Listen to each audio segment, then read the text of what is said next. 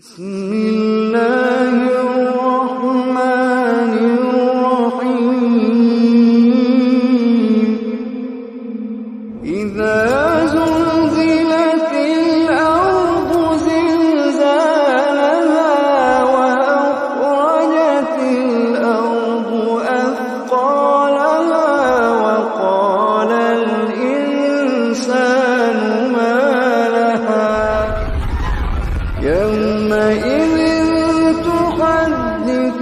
أخبارها بأن ربك أوحى لها يومئذ